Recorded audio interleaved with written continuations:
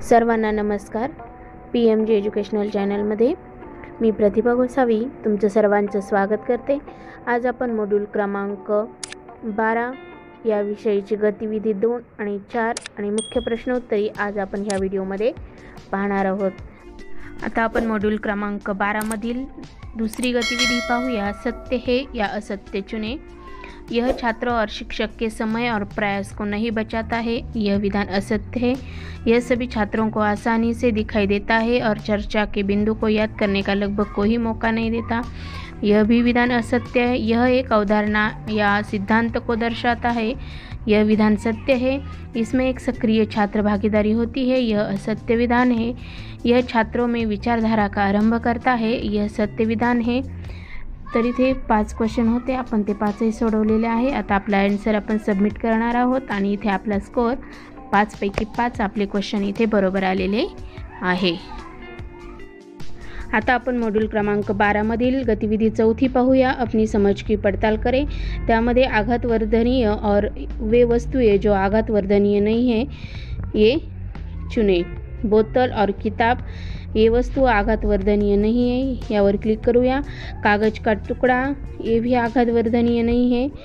कपड़े का टुकड़ा, ये भी आघातवर्धनीय वस्तु नहीं है. तांबे का तार, ये आघातवर्धनीय वस्तु है. लोहे की चाबी, ये भी आघातवर्धनीय वस्तु है. एल्युमिनियम का टुकड़ा, ये भी आघातवर्धनीय वस्तु है.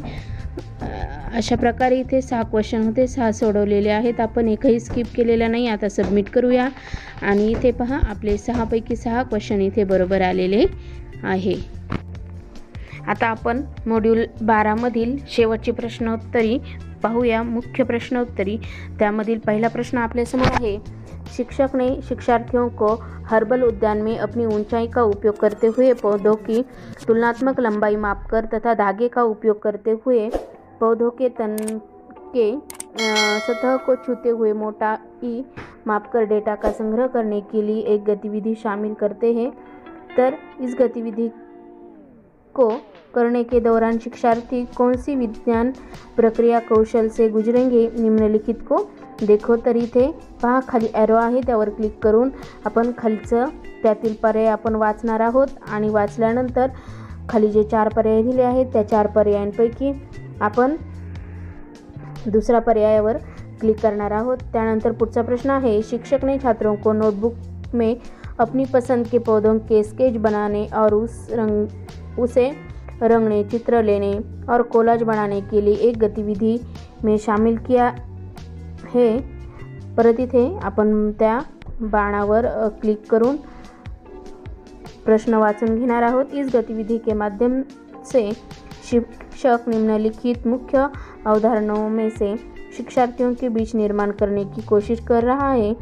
तर हे वाचून झाल्यानंतर खाली जे 4 पर्याय दिलेले आहेत त्या 4 पर्यायांपैकी आपण पौधों की वृत्तियों में विविधता हे आपण त्याचं उत्तर लिहूया. त्यानंतर परत आपल्या समोर पुढचा प्रश्न आहे. विभिन्न पौधों की प्रवृत्तियों के डेटा के संग्रह के लिए कक्षा 6ठी के छात्रों के साथ एक शिक्षक द्वारा संचालित हर्बल उद्यान में प्रकृति की सैर के दौरान विषय शिक्षक ने निष्कर्ष निकाला कि कुछ शिक्षार्थियों ने गुलाब को, परत इथे त्या खालच्या ॲरोला क्लिक करून खालचा प्रश्न आपण पूर्ण वाचून घेणार आहोत.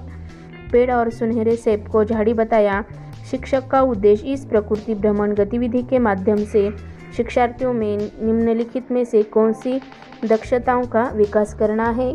तर हे प्रश्न पूर्ण ह्या मॉड्यूलमध्ये ही जे शेवटचे प्रश्न उत्तरे आहे त्यामधील प्रश्न जरा सर्व प्रश्न मोठे आहेत. आपल्याला ते अचूक त्यांचं वाचन करायचं आहे आणि खाली जे 4 पर्याय दिले आहेत त्या 4 पर्यायांपैकी शिक्षार्थी पौधों को उनकी प्रवृत्तियों के आधार पर वर्गीकृत करने में सक्षम होंगे या पर्यायावर आपण आता क्लिक करूया. त्यानंतर परत आपल्यासमोर पुढचा प्रश्न आहे. आप नीचे दी गई गतिविधि छात्रों के समक्ष प्रदर्शित कर रहे हैं. पैच को काटकर पानी में मिला दिया.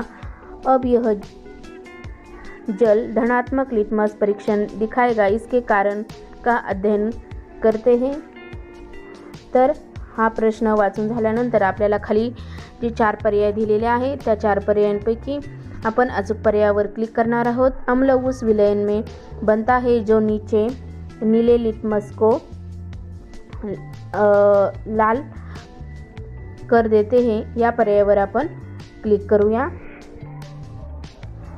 त्यानंतर आपल्यासमोर पुढचा प्रश्न आहे, छात्रों से कहा जाता है कि प्रोटीन से बने विभिन्न रेशों के बारे में जानकारी एकत्रित करें। निम्न में से किसके बारे में वे जानकारी एकत्र करेंगे।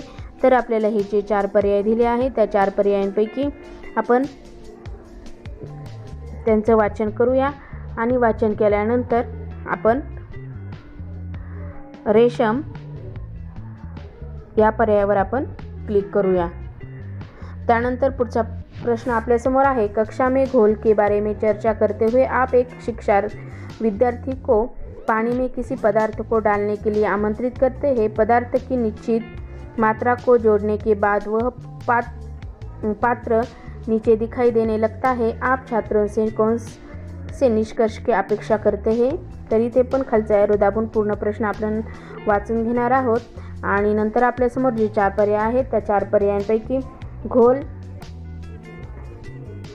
संतृप्त हो जाएगा याच्यावर आपण क्लिक करूया।